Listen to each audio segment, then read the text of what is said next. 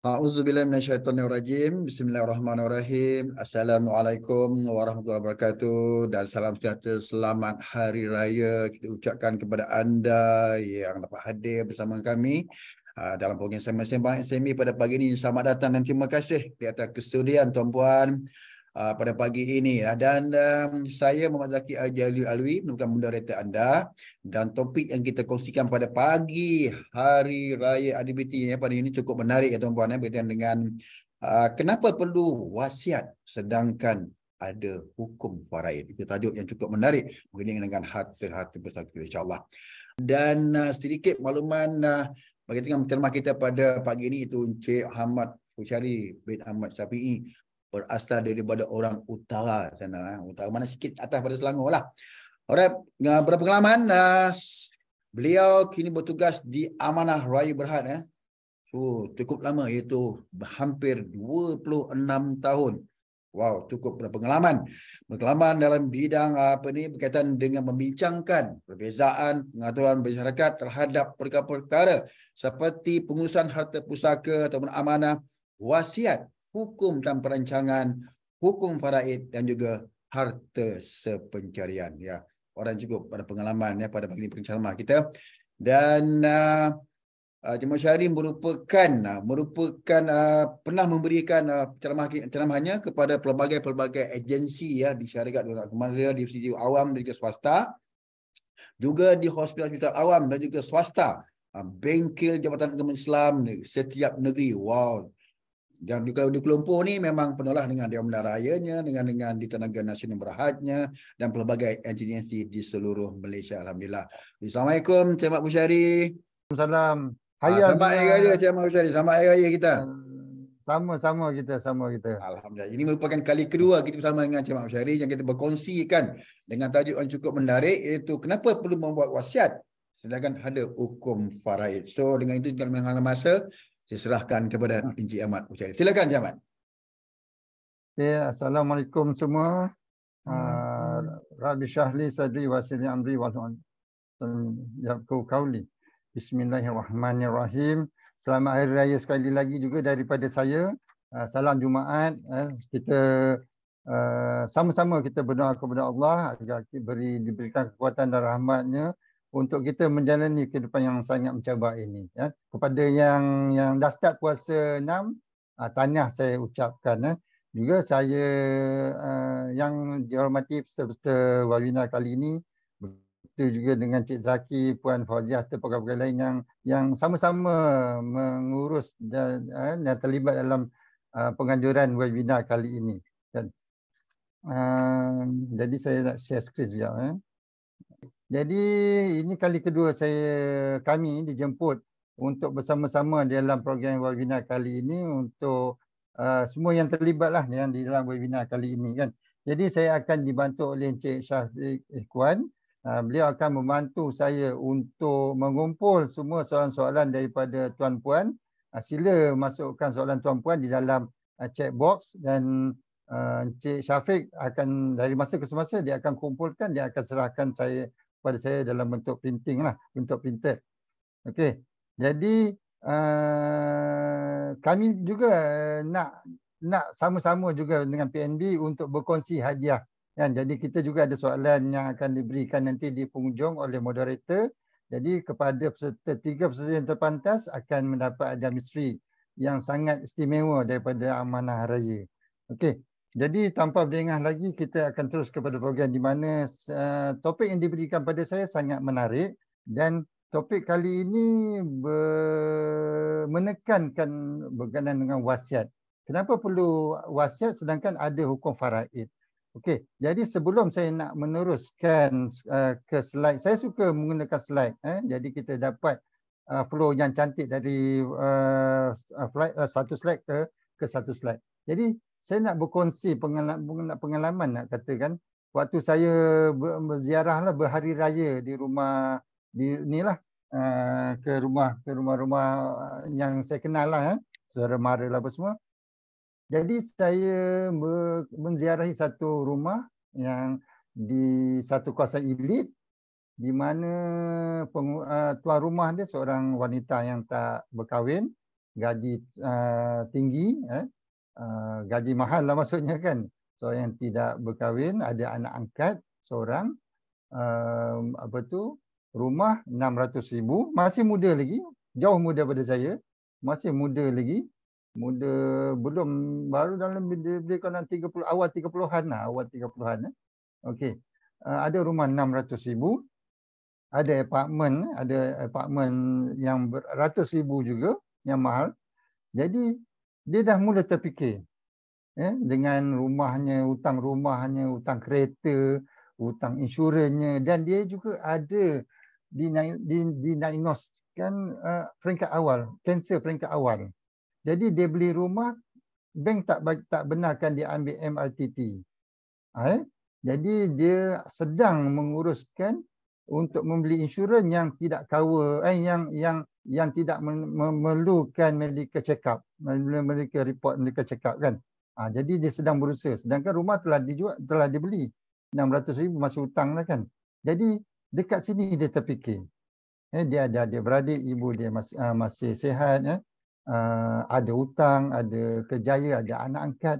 Jadi bagaimana kesudahannya nanti kalau dia tidak ada di dunia ini? Jadi bagaimana anak angkat ni nak meneruskan kesinambungan hidupnya? Jadi bagaimana nak memastikan rumah ni tidak ditarik balik oleh bank kan? Jadi macam-macam dia fikir.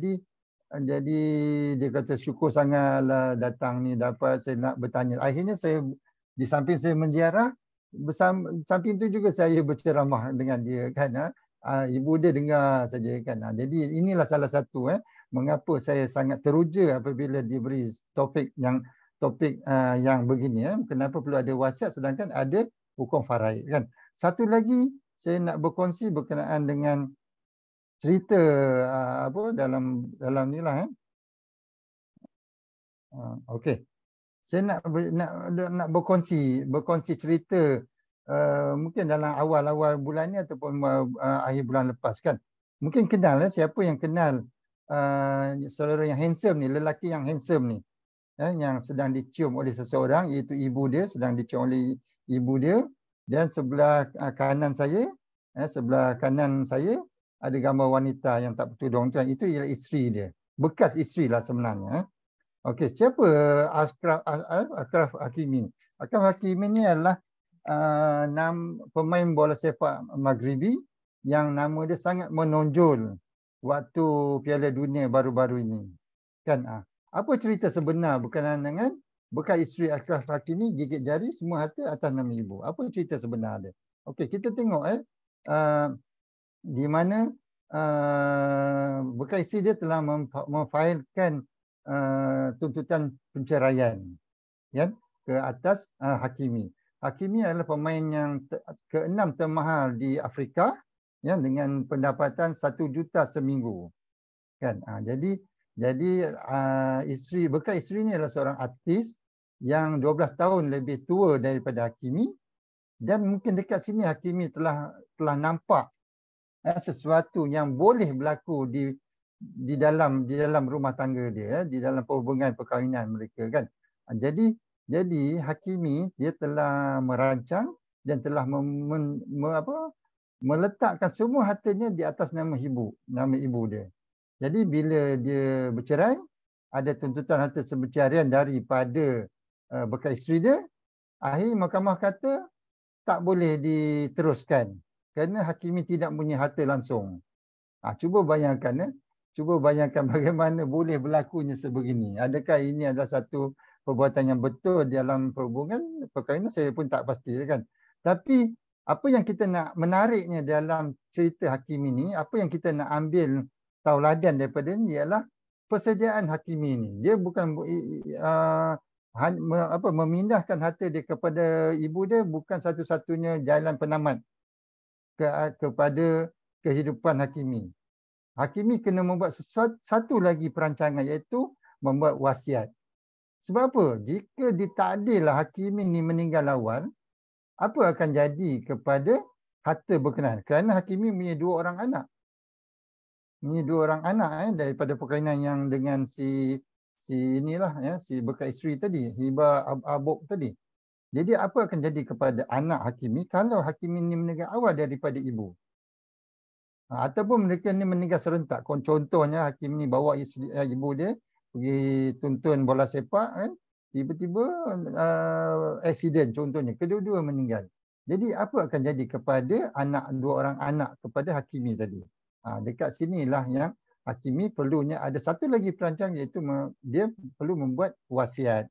Membuat wasiat menceritakan cerita apa sebenar objektif, apa sebenar tujuan Hakimi meletakkan harta dia ke atas nama ibu dia. Ini yang penting yang perlu kita ambil tahu daripada keseluruhan cerita Hakimi ini. Itu cerita dia lah. Okey ya. Jadi saya ada 45 minit daripada sekarang. Jadi saya akan menekankan kepentingan berkaitan wasiat. Tapi dalam masa yang sama saya akan membincangkan juga sedikit sebanyak perkara-perkara yang telah kita bincangkan sebelum ini. Sebelum ini kita bercerita berkaitan dengan surat kuasa dan ada beberapa slide yang serupa yang akan kita bincangkan sambil lalu saja supaya kita tidak melewati masa yang telah ditetapkan. Jadi bahaya lewat urus harta pusaka kan. Jadi ini sangat penting. Ini kita telah tekankan dululah. Jadi saya rasa saya tak ambil masa panjang dekat sini kan. Jadi perlunya ambil masa, saya sekarang telah ada 3 projek besar untuk selesaikan harta tertunggak. Satu kes di program di Teluk Intan, di Pendang Kedah dan juga di Kuala Muda Kedah. Saya akan berurusan dengan pihak-pihak di sana untuk menyelesaikan harta-harta tertunggak yang nilai dia berjuta-juta. Jadi penting untuk kita uruskan demi kebaikan kelangsungan waris-waris kita. Jadi bagaimana kita nak sekejap sebab saya terganggu dengan sini sekejap. Hide. Coba. Okey, berkenaan pengurusan harta dalam kehidupan kita dia ada 3 pilar, ada 3 tiang berkenaan dengan pengurusan harta. Yang pertama tiang, anggapkan kehidupan kita sebagai sebuah rumah. Jadi bagaimana kita nak mengukuhkan rumah kehidupan kita ni? Jadi kita perlu kita buat pengumpulan harta, yang seterusnya kita lindung harta kita dan seterusnya kita bahagikan harta kita. Jadi berkaitan dengan topik yang kita bincangkan hari ini, kita ada harta. Kita boleh Allah Tuhan tidak melarang kita untuk kita menjadi lebih kaya. Dan yang penting situ apabila kita telah mempunyai harta dan kita perlu lindungi harta kita. Mungkin kita dengan ambil insurans, kita ambil takaful, jadi kita buat sedekah, kita buat zakat, kita bayar zakat supaya Allah beri keberkatan, beri perlindungan kepada harta kita. Dan apabila semuanya kita telah kumpul, kita akhirnya nanti akan sampai satu tahun kita akan bahagikan harta kita kepada waris-waris kita. Jadi bagaimana kita nak bahagikan kepada waris-waris kita kalau kita tidak bersedia, kalau kita tak ada satu tool, kita tak ada satu instrumen. Jadi salah satu instrumen yang kita akan bincangkan dalam topik kita hari ini, dalam webinar kita ni ialah instrumen wasiat. Jadi kita akan tulis apa saja yang kita nak tulis, kita tulislah di dalam wasiat kan. Perancangan harta, kita tak mau nanti akhirnya kita tidak merancang kan. Akhirnya inilah yang berlaku, kematian mengejut, kemalangan, perundangan menyulitkan, harta dibukukan, kekayaan yang sebenarnya tiada manfaat kepada orang yang tersayang. Ini kita cuba elakkan. Sahabat saya meninggal mengejut, sahabat sekolah, sahabat baik saya meninggal mengejut yang tanpa kami sangka-sangka. Seorang yang sihat, seorang yang aktif kan, tetapi Allah lebih menyayangi dia. Jadi tetapi kepada kita apa persiapan yang sepatutnya kita buat jika kita ialah yang dipanggil terlebih dahulu kan. Ini yang kita perlu ambil berat kan. Akhirnya harta tidak dirancang kan. Okey. Jadi inilah yang jadi dengan perancangan yang betul, segala masalah dapat diuruskan dengan cara yang terbaik. Penyelesaian harta pusaka yang masih terhutang, tunai untuk teruskan kesemengan, penyelesaian hutang peribadi, terus untuk kita amalkan amal kebajikan. Contohnya sekarang ni dengan pendapatan kita, dengan rezeki yang Allah beri kepada kita, kita berkongsi bersama dengan orang lain. Kita berkongsi bersama dengan pihak lain. Tetapi kalau selepas kita meninggal, adakah perkara-perkara ini akan terus dapat dilakukan oleh waris-waris kita? Kita tahu, kita diajar oleh ustaz-ustaz, ustazah-ustazah dalam kitab-kitab, ada menyatakan bahawa 3 perkara yang akan membantu kita dalam alam kubur nanti, akan menerangi kegelapan kubur kita nanti. Itu salah satunya ialah amal kebajikan, itu sedekah sejarah kita. Dekat inilah yang perlu kita ambil berat. Jadi dengan adanya wasiat, insya-Allah waris-waris kita akan terus meneruskan apa yang kita telah buat semasa kehidupan kita sebelum ni kan. Okey, yang ini kita telah bincangkan instrumen-instrumen di dalam perancangan harta kan, penamaan, insurans, wasiat, amanah, hibah, ataupun kita kata biarkannya lantak demo lah, biarkan saja pandai-pandailah anak kita untuk uruskan kan. Jadi dia tidak semestinya begitu kan. Jadi tapi dalam topik kita hari ini kita nak membincangkan pasal wasiat. Tapi dalam masa yang sama ada juga suara-suara yang mengatakan orang Islam tidak boleh buat wasiat. Orang Melayu tak boleh wasiat sebab sudah ada faraid. Tetapi saya sendiri, pengalaman saya sendiri, saya telah menjelajah seluruh Malaysia ni untuk berbincang dengan majlis agama Islam negeri-negeri. Saya dah bincang dengan majlis agama Islam Terengganu, majlis agama Islam Kelantan, majlis agama Islam Johor, majlis agama Islam Perak. Kami membincangkan berkenaan dengan wasiat. Bagaimana kita nak mempromosikan wasiat kepada orang-orang Islam di Malaysia ni. Saya bagi satu contoh di Amanah Raya. Di Amanah Raya, orang Jepun, expatriate daripada Jepun. Mereka ni sangat mementingkan harta dan sangat mementingkan kehidupan orang-orang yang ditinggalkan. Jadi di Amanah Raya ni kami telah ada lebih daripada 300 wasiat orang Jepun.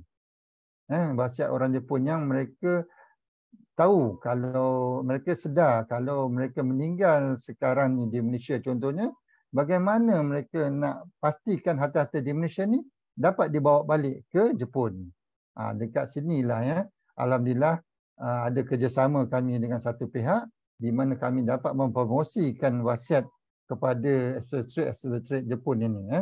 Telah lebih kurang dalam 300 wasiat yang terkumpul di Amanah Raya. Jadi dekat sini bagaimana kita nak merancang, ada banyak cara. Semasa hidupnya kita boleh rancang, kita buat perancangan besaran seperti mana promo PNB tadi. Kita rancang untuk bayar zakat, bayar cukai pendapatan melalui LHDN. Kita beli insurans takaful seperti yang saya sebutkan tadi. Orang yang saya ziarah beberapa hari yang lepas, dia tidak boleh beli MRTT. Kerana dia telah didiagnoskan ada kanser peringkat awal. Jadi bank tidak benarkan dia untuk membeli insurans MRTT. Jadi alternatifnya ialah dia membeli insurans takaful. Jadi apabila dia membeli insurans takaful, dia kena adanya satu wasiat untuk bagi tahu kepada penerima hibah takaful nanti apa tanggungjawab yang perlu dibuat ke atas wang hibah takaful nanti. Nanti kalau tak faham boleh tanya saya nanti insya-Allah. Okey, itu yang perancangan kita semasa kita. Jadi apa perancangan kita kalau kita meninggal nanti? Jadi inilah pembagian faraid. Jadi kita perlu adanya wasiat, hibah ataupun wakaf. Nanti yang kita nak cerita hari ini ialah berkaitan dengan wasiat kan. Jadi kita tengok kaitannya antara perancangan insurans takaful dengan wasiat. Perancangan semasa hidup dan perancangan selepas mati. Seseorang yang saya ziarah baru-baru ini, dia telah didiagnose mempunyai kanser tahap pertama. Jadi insurans tidak dibenarkan kepada MRTT, tidak boleh dibeli oleh orang berkenaan. Orang berkenaan, saya tak nak sebut lelaki kamu, saya tak nak sebut. Orang berkenaan. Jadi apa yang dia perlu dibuat? Jadi salah satu usaha dia ialah dia beli insurans takaful. Dalam insurans takaful adanya hibah takaful. Hibah takaful ni hanya menyerahkan hibah wang pampasan nanti kepada penerima hibah. That's all. Jadi adakah penerima hibah ni tahu tanggungjawab dia untuk membayar baki pinjaman rumah nanti. Sebab tujuan dia beli insurans takaful dia membeli insurans takaful tadi untuk cover hutang rumah yang 600,000 tadi. Jadi adakah penerima hibah takaful dia tahu, dia sedar kalau dia matinya orang tadi, dia dapat duit sebagai hibah, adakah dia tahu tanggungjawab dia untuk pergi ke bank untuk bayar balik baki rumah 600,000 tadi. Jadi dekat sinilah perlunya wasiat. Wasiat ditulis oleh orang tadi, tuliskan wasiat, ceritakan tanggungjawab penerima hibah tadi. Kalau tidak, penerima hibah dia dapat duit 1 juta, dia pun pakai duit tu, enjoy duit tu kan. Akhirnya rumahnya 600,000 diduduki oleh ibu dia, diduduki oleh anak angkat dia, gone with the wind kan. Bank pun bye-bye. Bank pun selamba je tarik balik rumah tu kerana tak berbayar kan. Dekat sini pentingnya kaitannya insurans takaful dengan wasiat. Ini salah satu lah, saya maksudkan salah satu. Ada lagi banyak kepentingan wasiat selain pada yang saya sebutkan contoh tadi. Okey, dengan adanya wasiat kita dapat meneruskan selepas kematian kita, orang-orang yang kita tinggal tadi dapat meneruskan kehidupan mereka yang mereka alami waktu bersama kita kan. Jadi mereka boleh duduk kat rumah 600,000 tadi, mereka boleh dapat bahagian masing-masing kan yang telah ditentukan dalam wasiat tadi kan. Dia dapat teruskan usaha amal jariah tadi, ataupun dia boleh bukakan satu akaun amanah untuk perkara-perkara yang berlaku di kemudian hari. Jadi banyak benda kita boleh lakukan dengan perancangan yang betul. Okey ya. Jadi yang ini kita telah bincangkan pencalonan harta pusaka. Jadi kita dah bincangkan sebelum ini, jadi saya ulas sedikit saja. Jadi ini faraid dan atau pembagian untuk orang Islam ni ialah selepas kematian. Jadi maksudnya kalau kita mati tanpa kita buat perancangan, inilah hukum yang kita kena lalui. Tapi kalau kita telah buat perancangan awal, di mana kita telah membuat wasiat, kita telah membuat amanah ibadah ataupun membuat wakaf. Jadi dekat sinilah pentingnya, selain pada adanya faraid, kita juga boleh membuat wasiat. Tidak salah. Hukum wasiat dah harus kepada dalam keadaan tertentu lah. Kadang-kadang tu hukumnya adalah harus. Jadi dengan walaupun ada faraid kepada orang Islam, tapi dalam masa yang sama kita juga boleh membuat wasiat dengan syarat adanya persetujuan daripada keluarga dekat sini. Nanti kita akan bincangkan the slide seterusnya. Okey ya. Okey. Jadi dekat sinilah yang pentingnya. Jadi kita kena tahu bagaimana, apa itu harta pusaka. Harta pusaka ialah bersih. Maksudnya harta ditolak hutang baru dipanggil bakinya adalah harta pusaka. Hutang ni apa dia hutang? Hutang ni belanja pengkebumian. Menentukan hutang dengan Allah, dengan manusia ataupun dengan bank, dengan koperasi.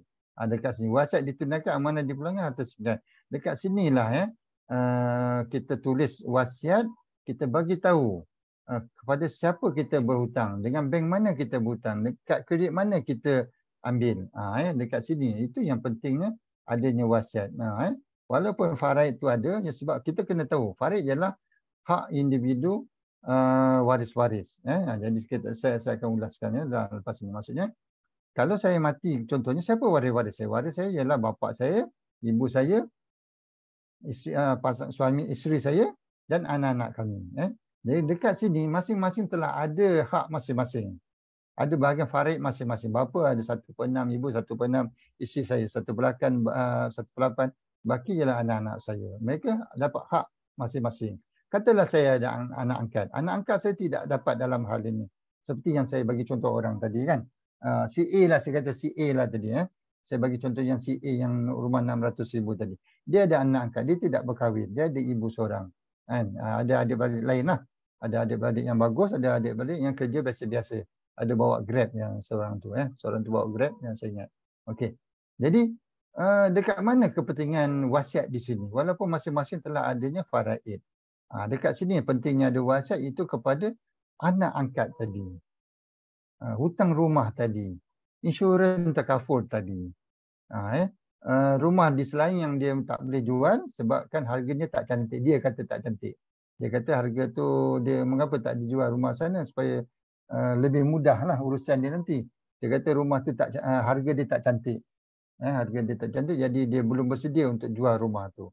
Kalau nak sewa boleh 1,800 fully furniture lah. Boleh siapa nak sewa dekat Selayang boleh tanya saya. Okey. Jadi walaupun masing-masing ni telah ada faraid masing-masing 1/6, 1/8 baki kepada anak-anak 13/24 kepada anak-anak. Jadi masih ada kepentingan wasiat di sini iaitu berkenaan dengan kepada terutamanya pada anak angkat tadi. Yang ini kita telah ulaskan sebelum ni. Kita telah ulaskan. Okey. Kita tengok dekat sini pula darah daging. Darah daging akan dapat faraid masing-masing. Tetapi anak angkat tak dapat. Kan agama perkahwinan. Perkahwinan dia tak berkahwin sampai sekarang kan. Jadi apa tu tidak melibatkan pasangan dia lah. Jadi dekat sini yang saya nak sebutkan dekat sini darah daging jadi dia tak ada anak jadi dia cuma ada adik-beradik jadi bagaimana nak memastikan bahawa anak angkat dia mendapat bahagian daripada harta dia. Dekat sinilah pentingnya faraid. Kita tidak nafikan hak waris-waris kerana hak waris-waris telah ditentukan di dalam Quran kan. Tetapi kita nak memastikan juga kebajikan anak angkat kita. Dekat sinilah pentingnya. Kalau katakan si A tadi tak buat wasiat kepada anak angkat dia, jadi masa pembahagian pusaka nanti anak angkat dia tidak dapat 1 sen pun. Semuanya akan diserahkan kepada waris-waris melalui faraid. Dekat sinilah pentingnya adanya wasiat. Okey, ini cerita amanah raya. Amanah raya sebuah syarikat milik penuh kerajaan. Yang kemarin dia tanya saya, si A ni tanya saya, apa bezanya amanah raya dengan apa bezanya amanah raya dengan syarikat-syarikat lain? Amanah raya adalah syarikat milik penuh kerajaan. Syarikat milik penuh. Kami tak sama macam TNB, kami tak sama macam Telekom, kami tak sama macam Maybank, Bank Islam, CIMB. Sebab mereka tu ada saham kerajaan dan juga ada saham syarikat lain. Berbeza dengan amanah, kami 100% dipegang oleh kerajaan. Dalam masa yang sama juga, kami berpengalaman lebih pada 100-an. Sekarang ni kami telah berumur 102 tahun. Bulan 6 ni insya-Allah kita akan sambut ulang tahun yang ke-100 kita sebab tertangguh disebabkan oleh PKP baru-baru ni kan. Jadi insya-Allah bulan 6 ni kita akan buat ni lah sambutan besar-besaran sempena ulang tahun yang ke-100 kami. Okey Jadi kita bercerita pasal wasiat, dekat mana penglibatan amanah raya dalam pembuatan dalam penulisan wasiat. Okey. Dekat sini di dalam Akta Amanah Raya, kami ada akta sini iaitu Akta Perbadanan Amanah Raya 1995, Akta 532. Dalam Seksyen 11 dan Seksyen 12 melalui akta kami ada disebut bahawa siapa-siapa saja mahkamah kekerajaan atau seseorang boleh melantik amanah sebagai pemegang amanah, sebagai ejen, sebagai pentadbir, sebagai wasi, sebagai apa saja. Ada disebut dalam akta kami sendiri yang diberikan oleh Parlimen. Ini yang bezanya kami dengan syarikat-syarikat. Sebab syarikat lain tu cuma runner saja. Mereka hanya sebagai orang tengah dan akhirnya akan datang ke amanah raya juga. Akan datang pergi ke mahkamah juga. Jadi tidak seperti amanah raya. Amanah raya kita ada kuasa kami sendiri. Sekejap. Hello. Okey, suruh dia letakkan dekat ni. Ya. Okey, minta maaf ada gangguan sebentar sebab saya buat ni dalam bilik saya, minta maaf. Okey, jadi kita terus kepada wasiat. Kita ada lagi 25 minit insya-Allah untuk saya bercakap dan seterusnya kita akan reservekan setengah jam untuk kita sesi soal jawab lah, Q&A lah. Okey, wasiat dekat sini pentingnya ada wasiat. Alhamdulillah di amanah raya kita telah ada lebih 1 juta lebih wasiat yang kami pegang. WhatsApp dekat kami pun kita free saja. Tulis WhatsApp letak di Amanah Raya free saja. WhatsApp kami berharga RM500.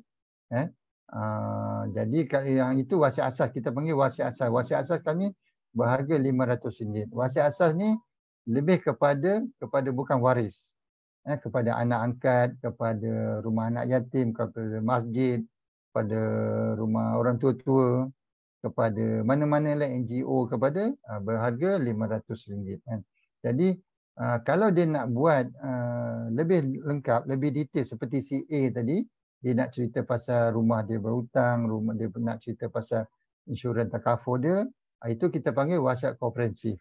Jadi kalau kita dah beli WhatsApp asal RM500 tadi, kita tambah lagi 150 untuk WhatsApp pindaan, supaya WhatsApp kita lebih lengkap lagi. Nah, dekat situ bila WhatsApp komprehensif yang lengkap ni, dekat situ boleh tulis apa saja. Tulis pasal pesanan kita, tulis pasal hasrat kita, tulis pasal hutang kita, pasal kad kredit kita, boleh tulis. Itu berharga total dia RM1,200. Bermaksud dekat sini, kalau kita tak nak buat WhatsApp asas bernilai RM500 tadi, kita nak terus buat WhatsApp komprehensif, maksudnya RM1,200. Tapi kalau kita bermula dengan WhatsApp asal RM500, dan betul kemudiannya baru kita nak buat lebih detail, dia tambah RM750 kan. Selepas itu kita nak buat perubahan, dia punya kos ialah RM150. Jadi WhatsApp asal ialah RM500, WhatsApp komprehensif bernilai RM1,200. Itu WhatsApp di Amanah Raya. Alhamdulillah kami telah ada lebih 1 juta WhatsApp yang bersama Amanah Raya. Simpanan adalah percuma. One time off. Maksudnya bayar RM500 ke, bayar RM1,200 ke, bayar sekali saja. Kecuali kita nak buat pindaan. Kita dah jual rumah, kita nak beli rumah baru, nak buat WhatsApp baru. Kita dulu ada 2 orang anak, sekarang sudah ada anak kembar, jadi 4 orang anak, kita nak buat WhatsApp baru. Itu kita tambah RM150. Okey, kita bercerita pasal WhatsApp, pengenalan WhatsApp. Apa itu maksud WhatsApp? Apa maksudnya WhatsApp? WhatsApp adalah satu dokumen yang punya kuat kuasa undang-undang yang diperbuat pada masa hayat seseorang untuk menentukan bahagian hartanya atau manfaat untuk menyempurnakan suatu bagi tujuan kebajikan setelah kematian dia. Maksudnya, hasrat kita ni kita documented kan menjadi suatu lebih sempurna, yang boleh difahami oleh seseorang lain untuk dilaksanakan kemudiannya nanti. Dia ada kuat kuasa undang-undang. Jadi bermaksud bila lengkapnya peraturan dia, maksudnya dia buat wasiat, ada saksinya, cukup saksinya, maka valid lah wasiat tu. Kalau dia tulis wasiat, dia letaknya atas shilling, bawah bantal, kambus dalam lubang ke apa ke, gali lubang, kambus lubang ke, wasiat tu tetap sama saja, kekal juga. Sampai masanya nanti akan dilaksanakan oleh orang yang dilantik di dalam wasiat berkenaan. Itu maksudnya. Jadi hasratnya dia nyatakan kepada saksi-saksi. Dia mesti ada cukup saksinya. Kalau saksi ini 2 orang saksi lelaki ataupun 4 orang saksi wanita. Dekat situ. Okey. Tujuan kita nak buat wasiat seolah-olah dia umpama pre-declaration, periksaan awal. Maksudnya semasa kita hidup ni kita declare awal-awal. Rumah ni ada hutang, siapa yang kena buat? Saya ada 3 orang anak, saya ada seorang isteri. Rumah saya dekat sini, rumah saya dekat sana. Jadi kita declarekan awal-awal. Kita senaraikan senarai waris kita. Kita senaraikan senarai hutang kita. Kita senaraikan senarai harta-harta kita. Kita senaraikan senarai hasrat-hasrat kita. Kita nak minta selepas kematian kita nakkan isteri kita, pasangan kita, anak-anak kita terus mengamalkan hukum Islam dengan cara yang terbaik.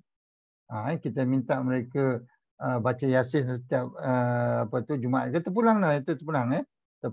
Jadi maksudnya kita istiharkan dulu. Kita declarekan awal-awal dulu semua hasrat yang kita nak mereka laksanakan selepas kematian kita. Yang pertama. Yang keduanya, panduan kepada waris-waris bagaimana harta pusaka hendak diuruskan. Saya bagi satu contoh. Seorang klien saya. Dia beli tanah di Perak, di Kampung Gajah Perak, 50 ekar. 50 ekar. Tetapi dalam 50 ekar tu banyak grant. Ada grant owner masih hidup, ada grant owner yang telah meninggal, ada grant owner yang tak tahu hujung pangkal, tak kenal langsung. Kan jadi macam-macam. Jadi dia buat wasiat dengan saya, dia tuliskan arahan kepada anak dia. Bagaimana untuk diselesaikan nanti. Itu yang pertama. Lepas tu pula dia ada sebuah syarikat yang dijalankan yang mengguna pakai nama staf dia. Yang dia bayar, dia belikan insurans nyawa untuk staf dia sebagai balasan lah. Dia tak bagi gaji, dia tak bagi apa. Dia belikan insurans nyawa yang dibayar premium setiap bulan sebagai balasan kepada staf dia tadi. Dia yang jalankan run the business. Tapi nama dekat SSM ialah nama staf dia. Okey. Dia belikan bayarkan premium bulanan untuk staf ni kan. Jadi dalam wasiatnya dia nyatakan bagaimana kalau dia meninggal, bagaimana anak dia nak meneruskan untuk buat bayaran premium bulanan tadi. Jadi besok kalau bapa ni dah meninggal, anak ni dah tahu dah bahawa tanggungjawab dia untuk membayar bulanan premium bagi pihak orang yang dipakaikan nama tadi. Nampak sekat tu ya. Ada jadi sebagai satu panduan kepada orang-orang yang selepas kematian kita. Dekat sini yang kita tak nampak. Kita ingatkan wasiat semata-mata untuk harta saja. Dia tidak semata-mata. Jadi apa yang kita mindset kita mengatakan wasiat ni untuk pembagian harta. Rumah ni kepada anak nombor 1, rumah nombor 2 anak kepada nombor 2, kereta kepada nombor 3, buku bank, tabung haji, ASB pada anak nombor 4. Itu yang di dalam pemikiran kita, pemahaman kita sebelum ini kan. Tapi sebenarnya dia lebih luas lagi tujuan dan objektif wasiat ini.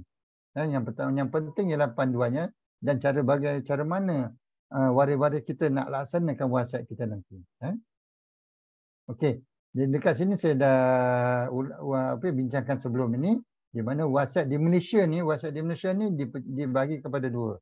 Wasiat untuk orang Islam berdasar hukum syarak dan wasiat untuk bukan Islam ialah atau wasiat.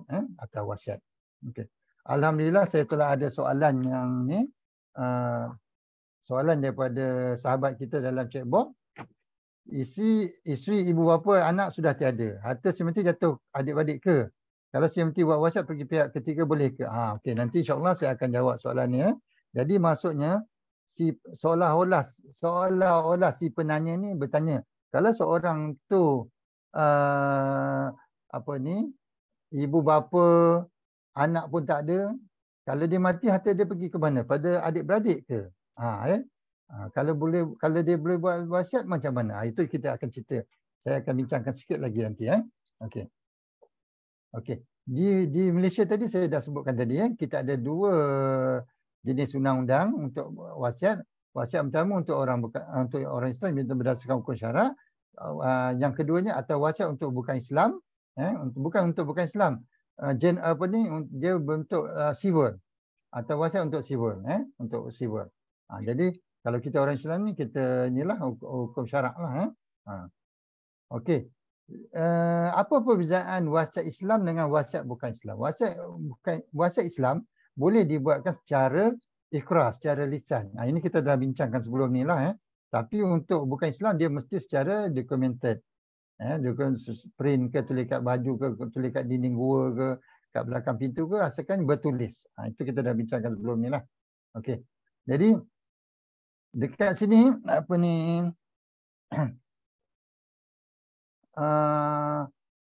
apa syarat-syaratnya? Apa syarat-syarat wasiat? Apa syarat-syarat wasiat? Wasiat ialah pemberian suatu hak yang boleh dilaksanakan selepas, saya tulis sini, selepas berlakunya kematian orang yang membuat wasiat. Maksudnya, hari ini saya buat wasiat, saya tak mati lagi. 10 tahun pun saya hidup lagi contohnya.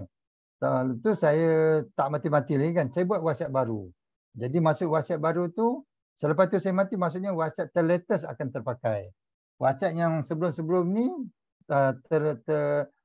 terbatal dengan sendirinya. Maksudnya wasiat terakhir sebelum meninggal. Itu yang terpakai. Okey. yang saya bincangkan tadi, kita di Malaysia ni kita ada dua bentuk wasiat. Wasiat orang Islam dengan wasiat bukan Islam kan. Jadi dekat sini ada dua.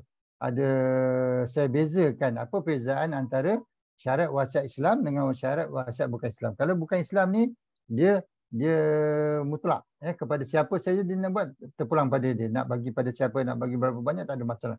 Tapi untuk orang Islam, dia ada syarat dia iaitu 1/3 dan kepada bukan waris. Tapi saya punya mukadimah tadi lebih kepada nak bagi kepada bukan waris. Kan, nak bagi pada anak angkat. Nak selesaikan hutang saya, hutang rumah, hutang sana, hutang sini kan. Jadi kalau lebih 1/3 bagaimana? Kalau saya nak bagi anak angkat saya bagaimana? Dekat sinilah kalau wasiat kita tidak mematuhi dua syarat ni, iaitu 1/3 dan kepada bukan waris, hukum syarak memerlukan persetujuan daripada waris-waris yang lain.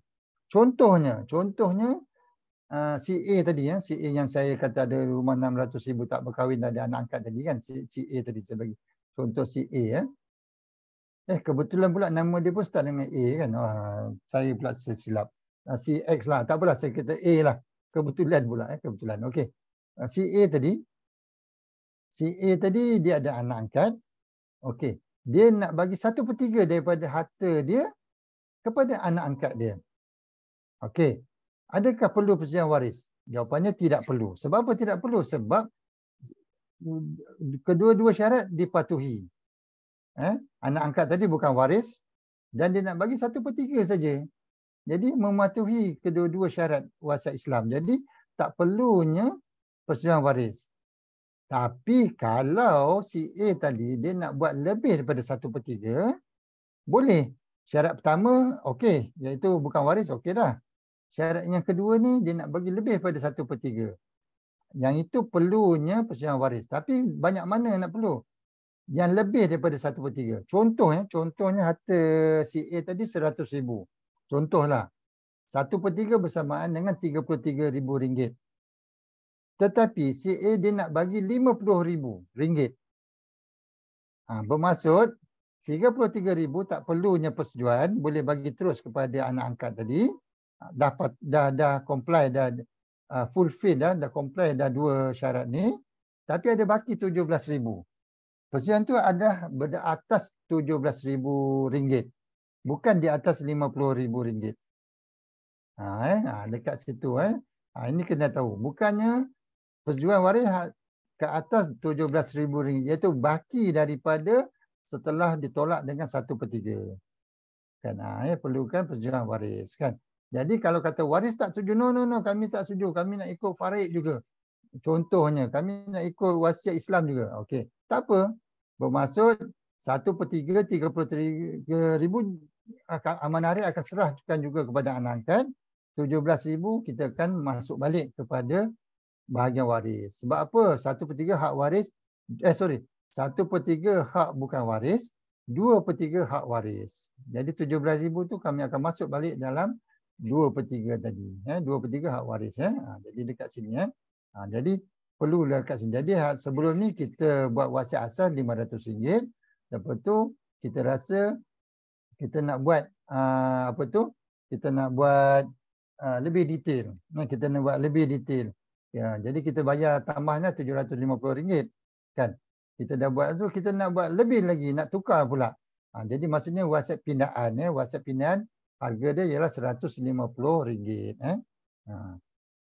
Jadi 500, 750, 1,200, lepas tu 150 kan. Okey. Kebaikan kita buat wasiat ni akan cepatkan pentadbiran pusaka. Mengurangkan pertengah waris, wasi ditentukan dilantik, pembagian ditentukan sendiri. Kan? Harta beliau tidak terjual, tidak tergadai. Sebab apa? Sebab amanah akan protectkan hartanya. Dan yang paling penting, amanah akan menyamin kesesamaan dan menerima hak antara waris. Apa maksudnya dekat sini? Bermaksud dekat sini, kita balik kepada sini.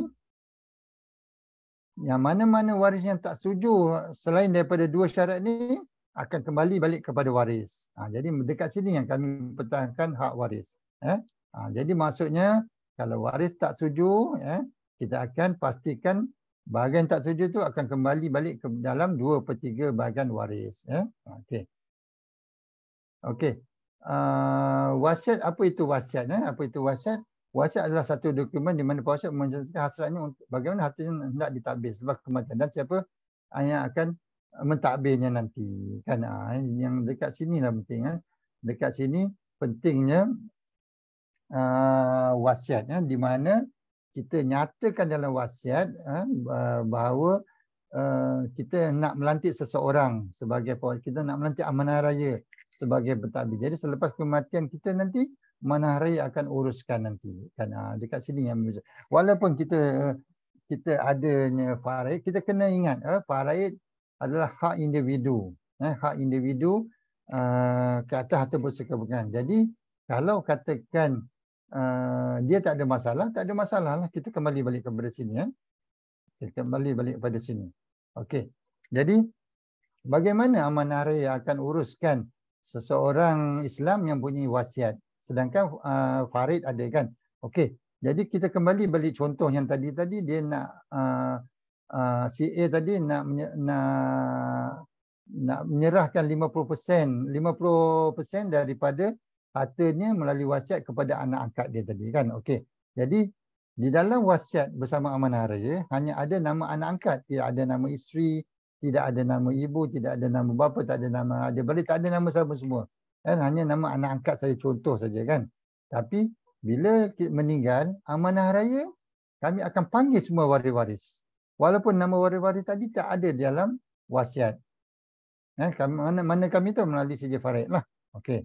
Okey. Jadi bila meninggalnya si A tadi, kita akan kumpul dalam satu tempat, tak kisahlah di amanah raya ke, di hotel ke, di rumah ke, di dewan ramai, tak kisahlah di mana-mana yang dipersuri bersama lah. Okey. Jadi kita akan kumpul bersekali amanah raya. Contohnya lah Encik Syafiq sebagai pegawai amanah raya. Dia pembaca wasiat. Okey. Jadi dia akan baca wasiat daripada klausa 1 sampai klausa akhir. Okey. Selepas diselesaikan, dia akan bertanya setiap waris-waris untuk complykan syarat yang ini. Complykan syarat ini. Okey. Jadi contoh tadi harta ada 100,000. Pewasiat nak si A tadi nak mewasiatkan 50% daripada harta dia kepada anak angkat dia. Iaitu 50,000 lah. Kita katalah harta dia tunai saja, senanglah. Kata tunai 50,000 kan. Okey. Jadi Encik Syafiq sebagai pegawai amanah raya yang membacakan wasiat tadi akan bertanya kepada bapa. Contohlah ini kita ambil senang. Contoh yang biasa. Kita tanya kepada bapa. Pakcik, adakah pakcik setuju dengan wasiat yang saya telah bacakan tadi? Nak berikan kepada anak angkat tadi sebanyak 50%. Sedangkan pakcik punya bahagian ialah 1/6 faraid. Encik Syafiq akan sebutkan fasal faraid. Okey, saya setuju. Saya tak ada masalah kata pakcik tadi kan. Silalah jalankan wasiat tu. Okey, selesai. Pakcik tadi, bapa si mati telah renounce, telah menolak faraid dia. Ya betul, kita bertanya pula dengan mak tadi. Makcik, adakah makcik setuju dengan wasiat yang saya bacakan tadi? Nak bagi 50% kepada anak angkat. Sedangkan makcik punya bahagian 1/6 faraid. Tanya. Jadi mak kata, saya setuju, saya tak ada masalah. Silakan. Jadi selesai. Okey. Alhamdulillah saya ada soalan yang kedua untuk dijawab. Ada 3 soalan bersama saya. Okey. Daripada Encik Syafiq tadi. Soalan-soalan ni Encik Syafiq kumpulkan daripada check box. Jadi siapa-siapa nak bertanya, boleh bertanya di check box. Okey. Ibu dan bapa telah memberi persetujuan. Walaupun bahagian anak angkat tadi melebihi daripada 1/3. Bermaksud ibu bapa tadi telah menolak bahagian faraid mereka. Tanya pula isteri. Contoh isteri. Puan-puan, adakah puan setuju dengan wasiat arwah suami ni nak beri 50% kepada anak angkat puan bersama arwah? Sedangkan puan punya bahagian adalah 1/8 daripada keseluruhan harta. Saya tak ada masalah. Setuju, saya jalankanlah. Teruskan, tak ada masalah. Okey, jadi bermaksud si isteri tadi, ibu angkat tadi pun setuju. Kalau katalah dia ada adik-beradik ke ada siapa, tak kisah. Contoh saja kan. Kita akan tanya setiap orang waris faraid. Jadi katalah semua setuju. Kalau semua setuju, alhamdulillah, kita akan laksanakan 100%. Katalah di dalam tu ada yang tidak setuju. Katalah di dalam tu tidak setuju kan. Jadi bahagian tidak bersetuju tu kita akan serahkan balik kepada waris yang tidak bersetuju tu. Ini yang kita masukkan tadi, yang ini. Menjamin keseimbangan dan memelihara hak antara waris. Kan? Dekat sini. Siapa yang tak setuju dia akan dapat hak. Sebab sekali lagi saya sebutkan bahawa farid ialah hak individu. Jadi tidak ada siapa yang boleh menafi ataupun membantah hak farid orang lain. Saya sebagai abang long, saya kata engkau jangan ambil bahagian ni sebab engkau kecil lagi, engkau tak pernah balik rumah lah, apalah, engkau macam ni. Saya tak boleh kata macam tu. Walaupun saya anak yang sulung, contoh. Sebab farid ialah hak individu. Setiap individu punya hak sendiri, dia buat keputusan dia sendiri. Okey, terima kasih. Oi, makin banyak soalan tu ni. Tapi saya habiskan tanggungjawab saya, amanah yang lebih pada saya sehingga 11:30. Jadi saya akan terus membincangkan apa itu wasiat. Apa itu wasiat. Jadi dekat sini farid dengan wasiat dia tidak ada kontra. Seperti mana tajuk yang diberi kepada saya tadi. Kenapa perlu wasiat sedangkan ada hukum farid. Jadi dekat sini kita boleh katakan perbincangan kita tadi menyatakan, merumuskan bahawa wasiat dan farid tidak ada kontra. Dia tidak menyalahi antara satu sama lain. Wasiat ada syarat dia sendiri, farid ada hukum syarat-syarat dia sendiri. Jadi kalau kita nak mengambil farid orang lain, kita memerlukan konsen atau persetujuan daripada dia. Jadi saya berbalik-balik kepada si A tadi, contoh yang sangat relevan dengan topik yang kita bincangkan hari ini, di mana beliau akan jemput saya ke pejabat dia kerana dia kata ada lagi 2-3 orang kawan-kawan dia yang tak berkahwin, yang super kes macam dia, kata dia kan.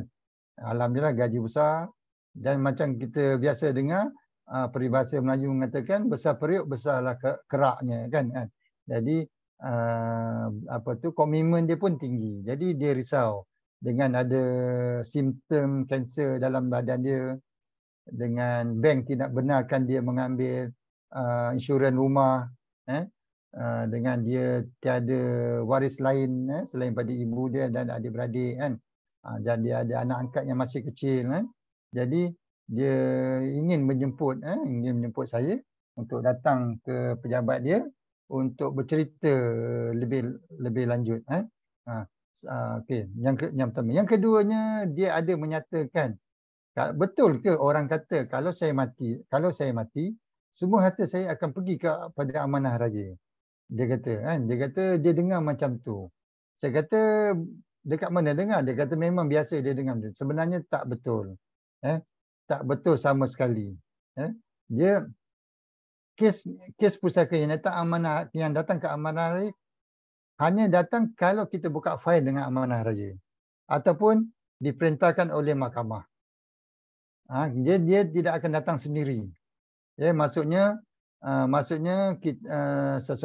orang kaya di kampung meninggal, dia ada 10 ekor lembu, 20 ekor kerbau, ada 50 ekor ayam itik, contohnya ada 10 biji kereta sewa, meninggal semalam. Contohlah kan, orang kaya di kampung kita kan meninggal semalam.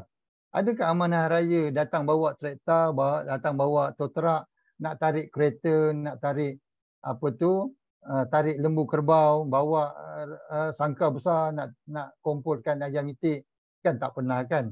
Ada tak kita pernah dengar bila berlaku kematian di kawasan rumah kita, taman perumahan kita, di kampung kita, di pejabat kita, ada orang pakai tie, pakai kot, datang, saya daripada Menari, saya nak tarik akaun si mati. Ada ke?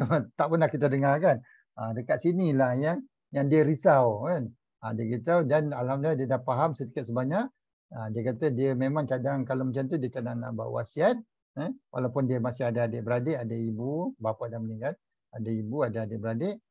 Tapi yang lebih pentingnya ialah anak angkat dia dan komitmen bulanan dia. Yang itu yang lebih penting pada dia kan. Jadi instrumen yang sesuai dengan dia ialah wasiat kan. Kita tidak nafikan farid untuk adik-beradik dia, untuk ibu dia.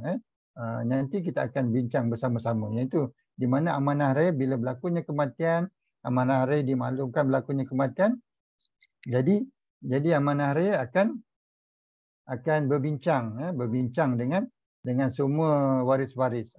Kita akan bacakan wasiat di hadapan waris-waris, kita akan berbincang untuk mendapatkan konsen daripada waris-waris untuk melaksanakan wasiat berkenaan. Jadi sebelum saya mengakhiri, ini saya rasa slide saya yang terakhir ni. Jadi di amanah raya kita berkaitan dengan wasiat semuanya di bawah satu bumbung, under one roof kan. Menulis buat wasiat di amanah raya, simpan di amanah raya dan dilaksanakan di amanah raya juga kan. Jadi penulisannya kita khidmat nasihat percuma profesional dan penulis wasiat bertauliah. Saya sendiri ada tauliah daripada UK untuk menulis wasiat kan. Penyimpannya percuma seumur hidup. Bayar asas tadi RM500, asas tadi RM500 ataupun pinaan tadi RM150. Penyimpanannya lah percuma. Wasiat di tempat yang selamat dan terjamin. Pelaksanaan kita akan laksanakan di mahkamah. Saya sendiri walaupun degree saya bukan law, tapi nama saya digazetkan di Mahkamah Tinggi seluruh Semenanjung. Dan jadi saya boleh, walaupun degree saya bukan undang-undang, tapi saya boleh bawa kes klien-klien amanah raya di Mahkamah Tinggi di mana-mana di Semenanjung. Jadi tak perlu lantik perguruan luar, jadi kita dapat jimatkan kos di sini. Jadi kalau kata sebut wasiat komprehensif harga dia lah 1,200. Okey, jadi kesimpulan yang kita nak ambil daripada perbincangan kita ialah waris adalah penentuan hak individu waris di dalam pentadbiran pusaka. Oleh itu perancangan harta adalah sangat digalakkan agar harta kita dapat dilaksanakan selepas kematian kita. Dengan wasiat, penentuan bukan waris dapat ditentukan dengan lebih jelas, iaitu contohnya tadi anak angkat tadi, contoh ataupun amal jariah kita. Amal jariah kita tentukan untuk diteruskan, dilaksanakan. Jangan ditinggalkan oleh waris-waris kita. Nanti pentadbir wasi syarikat yang berbeza, contohnya amanah raya yang telah berpengalaman lebih 100 tahun, syarikat milik penuh kerajaan, lepas tu macam saya sendiri, dengan pengalaman saya, dengan nama saya digazetkan di Mahkamah Tinggi, jadi insya-Allah kita akan buat yang terbaik untuk pelanggan-pelanggan kita. Waris-waris bermuafakat dan berlapan dada semasa pentadbiran bersama berjalan. Yang ini tanggungjawab amanah raya. Kita akan perjelaskan, kita akan terangkan kepada waris-waris bagaimana wasiat ni hendak dilaksanakan. InsyaAllah setakat ini kita tak pernah lah yang melalui kes yang bergaduh lah, yang menyerit lah, yang tak nak ikut lah, tidak lah. InsyaAllah apabila kita bacakan wasiat tu, alhamdulillah lah setakat ini saya sendiri tidak pernah alami lah kes-kes yang teruk lah. Alhamdulillah semuanya setuju dengan wasiat. Sebab apa? Sebab pewasiat tadi si A contohnya tadi dia buat wasiat dengan niat ikhlas. Bila kita buat wasiat dengan niat ikhlas, tidak menafikan faraid, insya-Allah Allah beri keberkatan kepada wasiat kita. Apabila wasiat kita ada keberkatan, bermaksud Allah permudahkan urusan untuk pelaksanaan wasiat berkenaan. Jadi secara kesimpulannya, prosesnya jadi yang pertamanya kita buka fail, maklumkan pada kami pewasiat telah meninggal. Yang keduanya, kita akan buat siasatan pengesahan aset dengan PNB, dengan tabung haji, dengan bank, dengan pejabat tanah, harta-harta berkenaan. Lepas tu seterusnya kita akan realiskan aset berkenaan. Jadi seterusnya apabila semua dah komplit, kita akan buat pembahagian pusaka sama ada melalui wasiat contohnya kan. Kita akan selesaikan semua hutang-hutang tadi, kita akan selesai. Baki kita akan serahkan kepada orang yang seperti mana yang tertulis dalam wasiat. Okey, dekat situ. Okey, setiap orang dalam bermula hari ini kebanyakan dah tetap pada diri kita sendiri, supaya agar besok kita taklah gigit jari. Besok dalam kubur besok kita gigit jari kan. Sebab apa? Menyesal. Sebab apa menyesal? Sebab apa?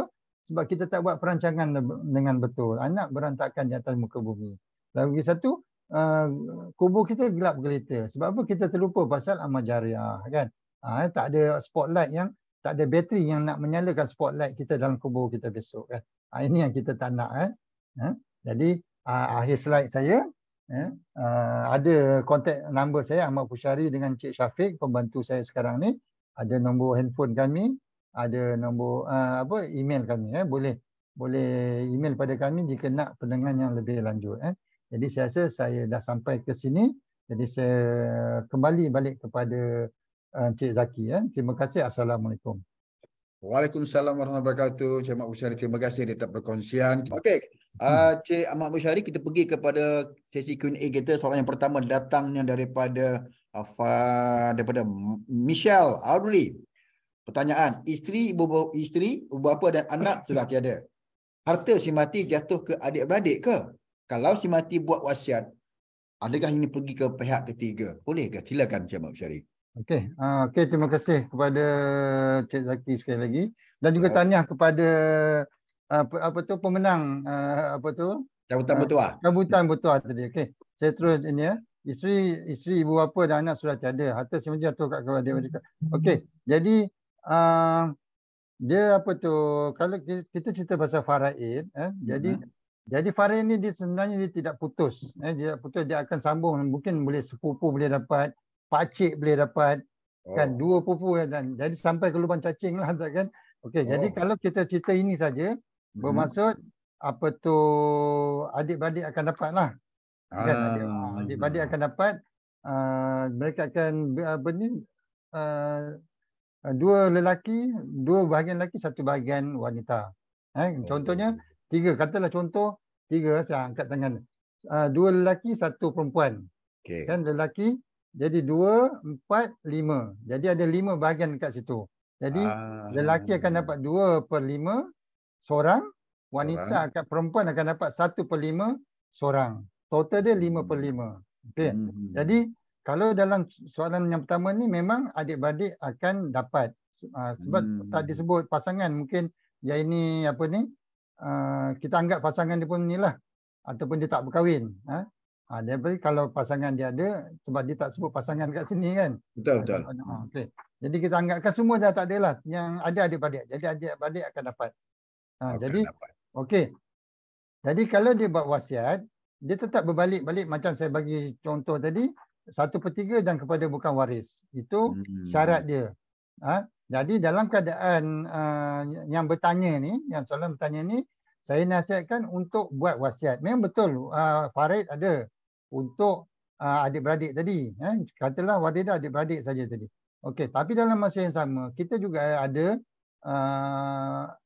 anak buah kesayangan kita. Kita ada juga rumah anak yatim yang kita selalu pergi kunjungi. Kita ada juga favorite masjid yang kita selalu ibadat, kunjung kan. Okey. Jadi tulis juga wasiat. Tulis juga wasiat itu at least hasrat kita untuk memberi sesuatu kepada masjid, untuk memberi sesuatu kepada rumah anak yatim yang selalu kita pergi, memberi sesuatu kepada anak buah yang kita sayang, yang selalu duduk dengan kita setiap minggu, kan, kita bawa dia berjalan. Jadi dekat situ pentingnya wasiat. Jadi kalau tak ada wasiat, mereka ni anak angkat tadi, anak buah tadi, anak saudara tadi, rumah anak yatim, rumah orang tua, masjid tadi tak dapat langsung. Get nothing kan. Jadi hanya kepada waris saja, iaitu adik-beradik. Jadi maksudnya dekat sini untuk soalan yang bertanya ni, wasiat sangat penting dalam keadaan orang yang bertanya ni. Okey, tu dia Michelle Audrey, untuk tanya lanjut boleh hubungi Ahmad Syarif juga rakannya Pak Syafiq kan.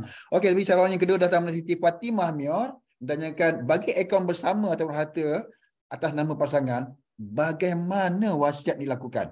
Dan boleh terangkan sedikit bagaimana sesuatu wasiat boleh dicabar di mahkamah. Silakan. Okey, dia dekat sini atas bersama akaun bersama ni kita tak nampak tau. Kita tak nampak komitmen contribution each other tu. Maksudnya contoh saya dengan Cik Zaki.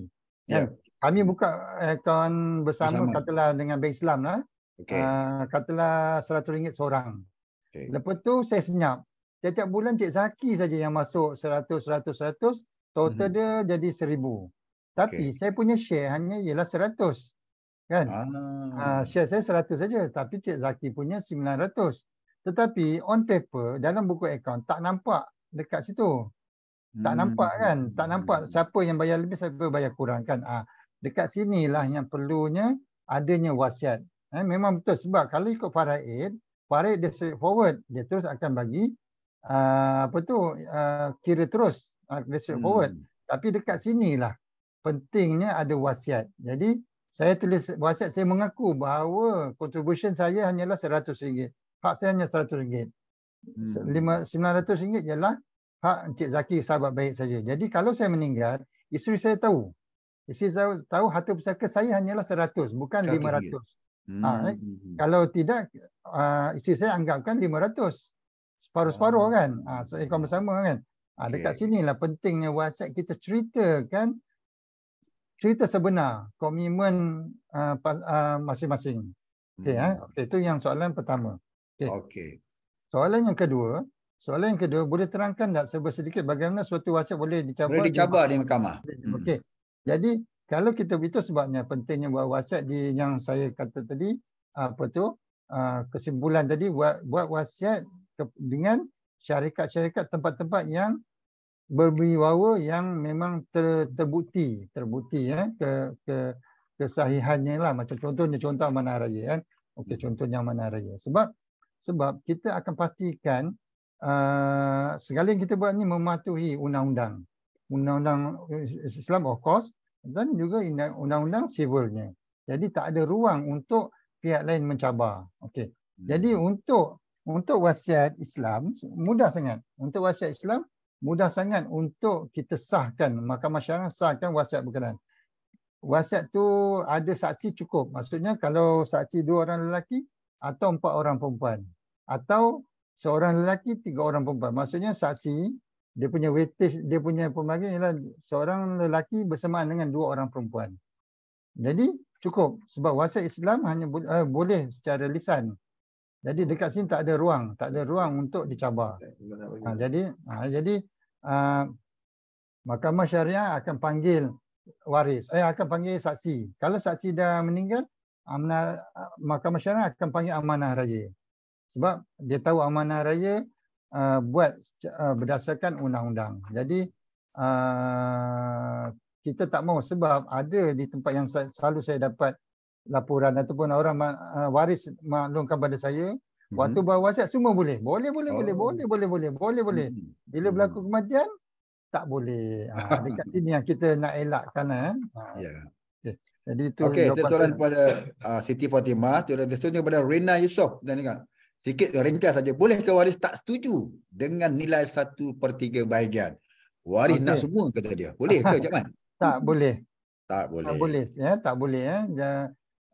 Cuma kalau dia buat hal, cuma kes tu akan berprolong lah, akan berlanjutan lah.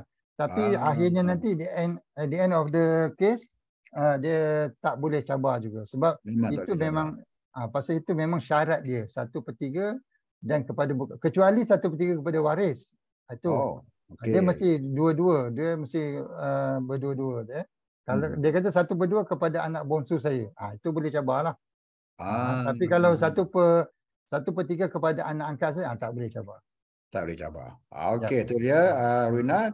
Terusnya kepada Encik Abdul Rahman mengatakan, saya punya anak perempuan saja, semua anak perempuan, dan Basat nak beri semua bahagian rumah kepada isteri dan anak selepas kematian sekiranya masih berhutang bank.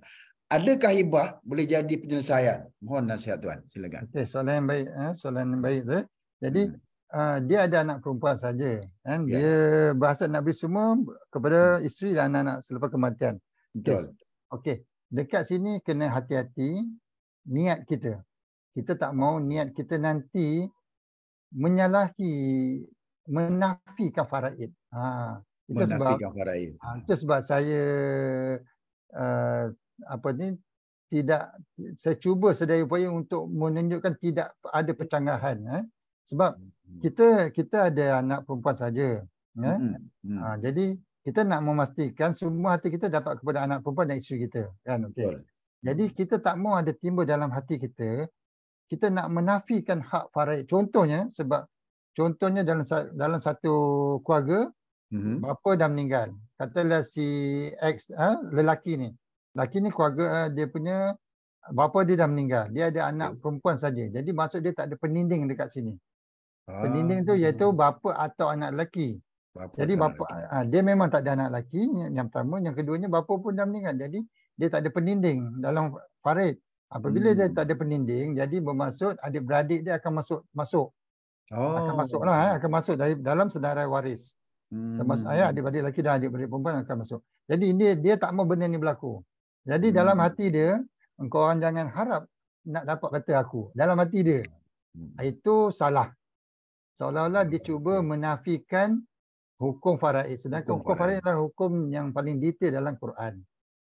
Dan jangan ada timbulnya hasrat niat macam tu. Kita buat wasiat ni untuk anak-anak semata-mata untuk kebaikan mereka, untuk masa depan mereka. Jika ditakdirkan adik-beradik dia juga akan dapat, dia redha. Benda ni kita akan jelas. Waktu katalah si lelaki ni datang jumpa saya, datang jumpa Cik Syafiq, datang ke Amanah Raya, kami akan perjelaskan Jelaskan. benda ni. Supaya Ah. tidak ada terdetik dalam hati dia, dia nak menafikan hak faraid waris lain. Alright. Sebab apabila dia nak menafikan hak faraid, dia maksudnya dia menafikan hukum Allah. Jadi kita akan perjelaskannya. Alright. Jadi dalam tu dia maksudnya dia akan redha lah kalau masih juga. Okey, itu. Dan okey, jadi dalam dia bertanya, adakah hibah satu penyelesaian? Yes, hibah ada satu penyelesaian. Hibah. Jadi sebab hibah dia buat semasa hidup. Jadi mana-mana harta yang telah dihibahkan tidak termasuk di dalam faraid nanti. Sebab faraid muncul selepas mati. Faraid semasa hidup. Jadi dia tidak saling kena-mengena. Jadi katalah saya ada rumah, ada 3 biji rumah. Sebuah rumah saya dah hibahkan pada anak saya. Tinggal lagi 2. Jadi saya mati, harta yang ditakbir hanyalah 2 saja. 2 buah rumah saja. 2. Yang hibah tu dah terkeluar daripada faraid. Terkeluar lah. Terkeluar daripada faraid. Itu jawapan saya lah. Okey, tu jawapannya daripada penyanyi daripada Cik Rahman. Terusnya mungkin tambah sikit daripada Muhammad Malik daripada Facebook. Kalau harta diberikan semasa hidup, itu dikira hibah ataupun wasiat? Apa cara hibah sebenarnya? Silakan. Okey, cantik. Sebenarnya apa ni? Dalam saya rasa sebelum ni saya ada sharekan perbandingan antara hibah dan wasiat. Tak apa, saya ulang balik. Maksud hibah ni pemberian semasa hidup tanpa mengharapkan balasan. Pemberian semasa hidup bermaksud pemberian hibah ni kita kena selesaikan semasa hidup. Jadi itu sebab dia tidak termasuk dalam harta pusaka. Okey. Tetapi wasiat dibuat hari ni, dilaksanakan selepas mati. Kita tulis hari ni wasiat, tapi dia simpan, tidur, wasiat tu tidur sampai kita mati, besok baru dia jaga. Jadi maksudnya wasiat ni akan bercakap bagi pihak kita selepas kematian kita. Apa yang kita nak, kita tulis dalam wasiat. Kita nak macam ni. Jadi benda ni akan muncul selepas kematian kita.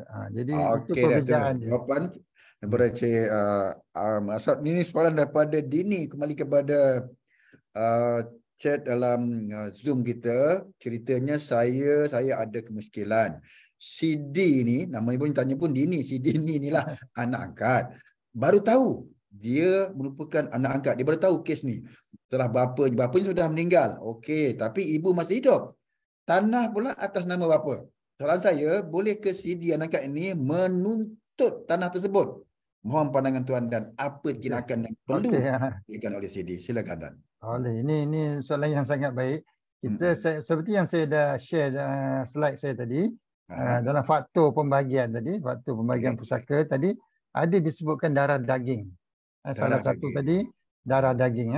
Jadi bermaksud hanya darah daging saja yang layak mendapat faraid. Jadi anak angkat ni dia dapat harta pusaka melalui wasiat.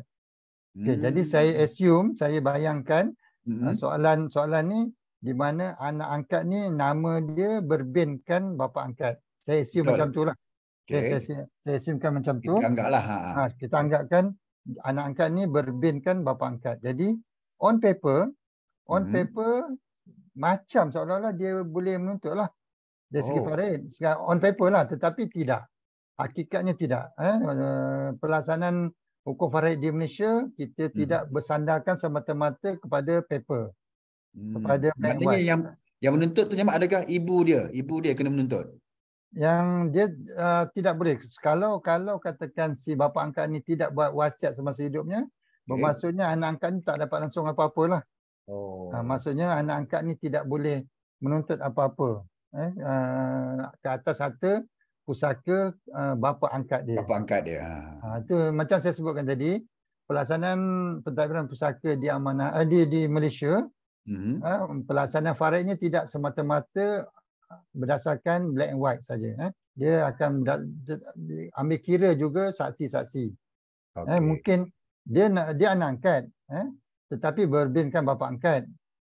Dan ada celahan daripada adik-beradik kandung mengatakan abang saya itu hanyalah anak angkat saja, sedangkan IC dia bapa angkat kan. Okey.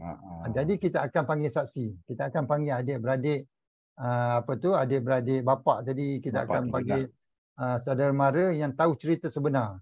Jadi katalah semua saksi memberi satu keputusan yang sama, iaitu anak angkat ni memang anak angkat.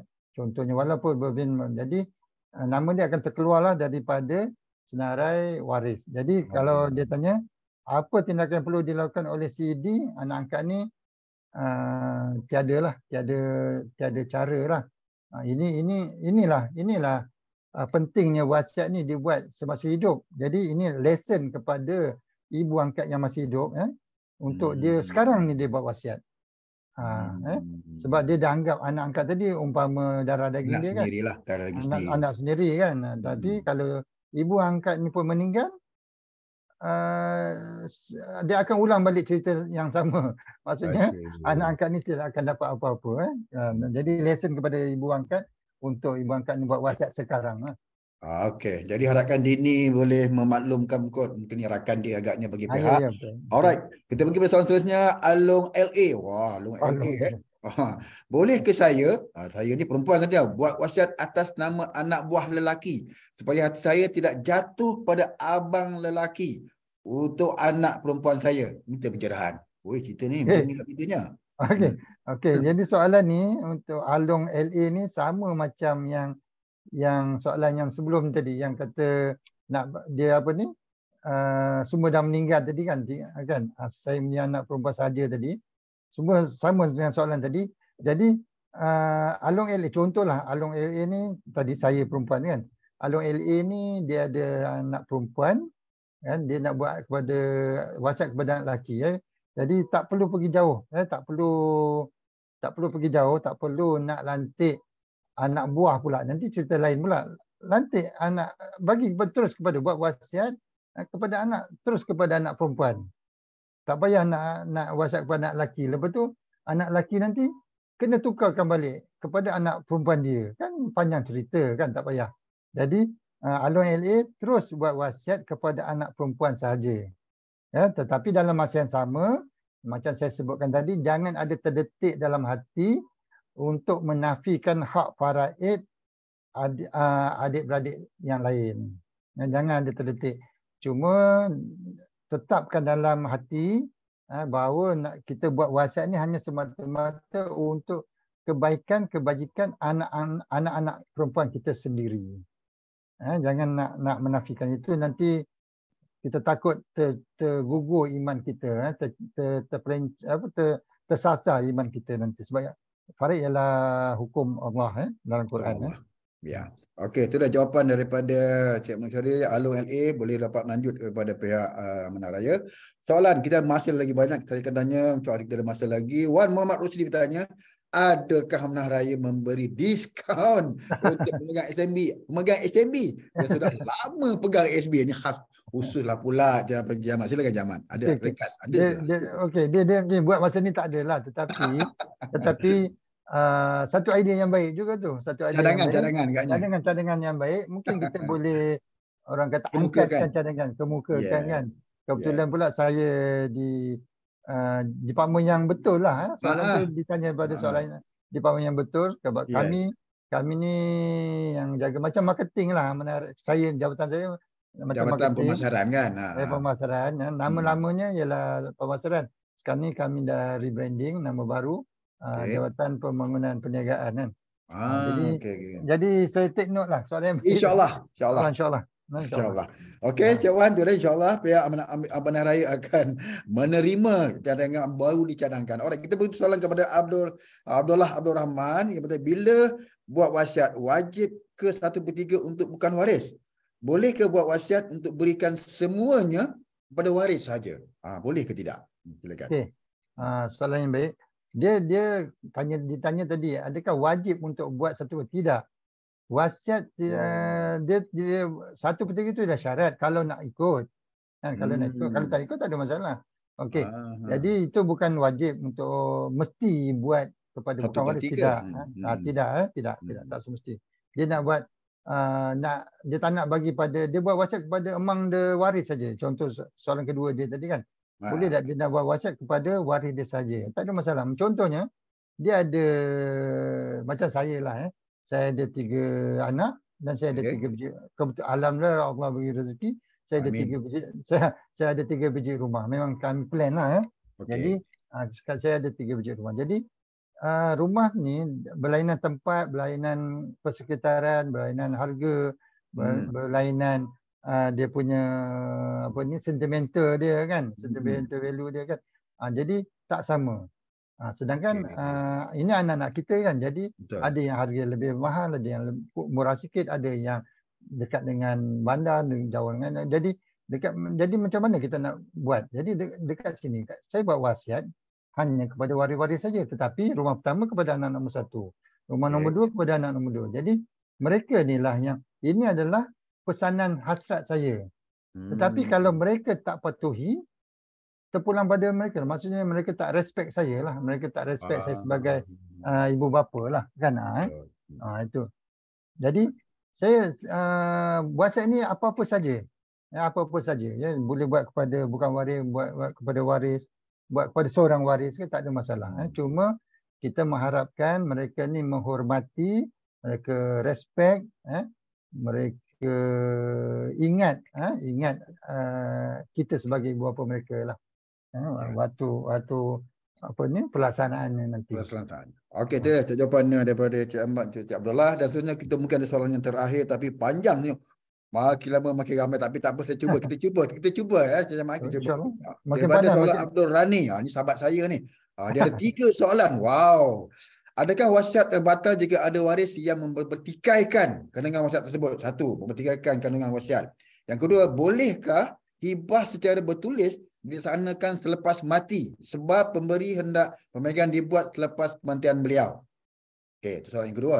Yang ketiganya, adakah hibah boleh diberi kepada anak yang telah meninggal dunia walaupun pemberi tahu dan berkata ianya boleh diberi kepada waris anak tersebut? Silakan. Wow.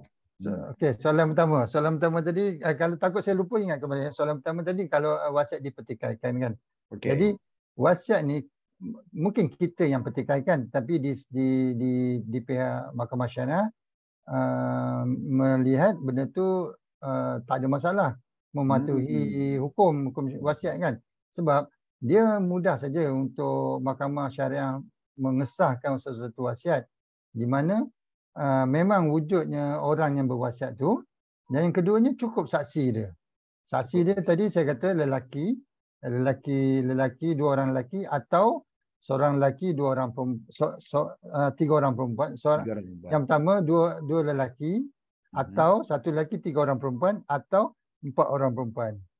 Jadi mudah saja. Kecuali saksi ni tak cukup ataupun saksi ni dibuat tipu kan. Saksi ni tipu. Maksudnya saksi ni tak wujud. Contohnya kan. Ataupun ada dokumen tetapi signature tu bukan signature saksi berkenaan. Dia tirulah, dia false signature kan. Saya pernah berlaku, saya ada pengalaman macam tu. Dan pengalaman kita macam apa, kita kata sekilas ikan di air kita dah tahu jantan betina. Contoh macam tu, ikan betul ke? Betul.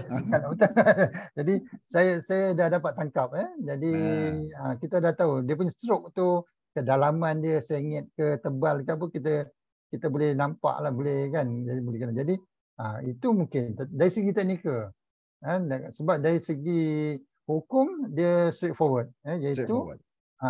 apa tu, ada orang yang berwasiat tu, maksudnya dia sihat, dia sihat, dia otak dia waras, pemikiran dia waras dan cukup saksi. Itu saja. Kalau kita nak challenge dari segi, kalau kita nak bukan dari segi teknikal. Teknikal dia tak cukup saksi, saksi tipu, apa tu, pada masa wasiat tu dia buat apa, wasiat tak waras, itu maksud dia. Okey. Tu soalan pertama. Soalan kedua tadi, yang kedua, hibah secara bertulis dilaksanakan selepas mati sebab pemberi berhajat hendak permintaan tersebut dibuat selepas beliau mati. Okey. Okey. Maksud hibah pemberian Semasa hidup. sukarela semasa hidup tanpa mengharapkan balasan. Okey. Masa-masa hidup bermaksud kena buat semasa hidup dan selesaikan semasa hidup. Bermaksud kalau kita nak wasiatkan tanah, wasiatkan rumah atau tanah tu dah nama penerima hibah. Okey. Yang dia maksudkan dekat sini, ada salah faham di pihak penanya. Dia maksudkan dia nak terus menggunakan rumah yang dia duduk sekarang ni, dia nak hibah pada anak dia, tapi dia nak duduk terus dekat situ. Okey. Cara yang betul ialah kita hibahkan kepada penerima hibah.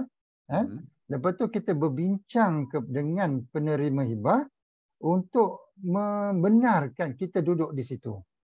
Iaitu yang dipanggil manfaat. Ataupun contohnya saya ada kebun durian.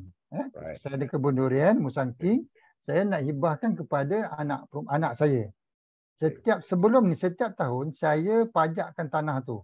Saya pajakkan kebun tu, saya dapat 5,000 setiap tahun. Setiap musim durian. Saya dapat 5,000 setiap musim durian. Dan sekarang ni saya nak hibahkan kepada anak saya.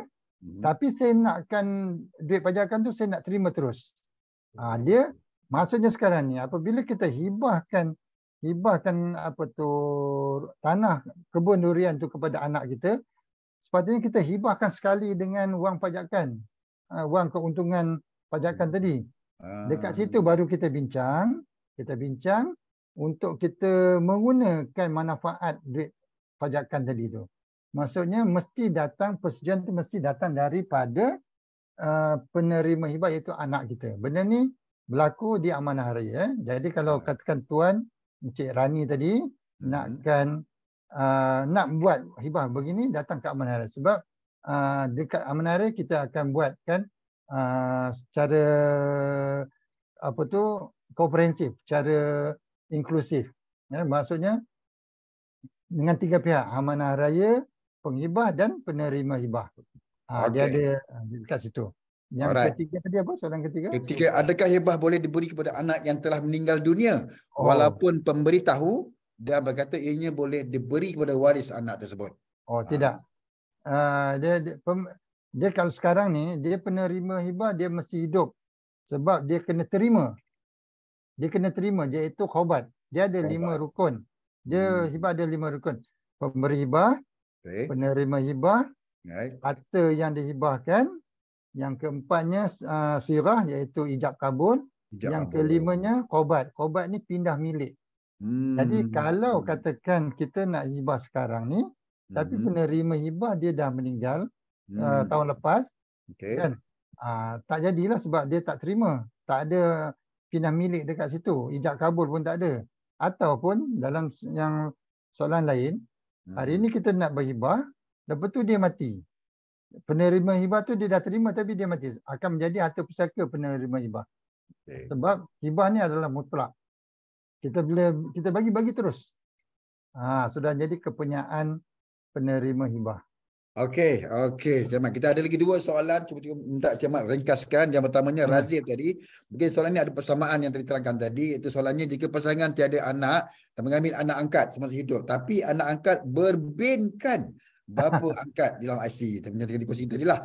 Apa status harta-harta peninggalan bapa angkat dalam hidup rumah dipesan kepada anak angkatnya? Silakan. Okey. Jadi berbalik tadi, faraid hanya mengiktiraf waris-waris darah daging sahaja. Darah daging saja. Daging. Jadi dalam soalan tadi, anak angkat ni berbinkan bapa angkat. Okey. Jadi kalau bapa angkat sudah meninggal, bermaksud anak angkat tadi tidak dapat apa-apa. Walaupun bin dia berbinkan si mati. Berbinkan bapa angkat. Okey. Tetapi sepatutnya bapa angkat ni sebelum dia meninggal, dia dah menyedari bahawa anak ni ialah anak angkat, cuma berbinkan dia. Jadi sepatutnya bapa ni dia membuat satu wasiat yang proper, yang betul.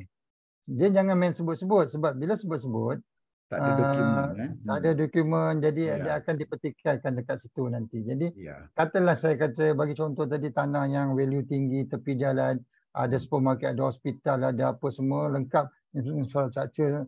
Jadi lengkap. Jadi anak angkat dengan anak kandung dia walaupun semasa bapa hidup sangat baik macam anak adik-adik kandung, tapi bila bapa dah meninggal mungkin jadi cerita lain pula.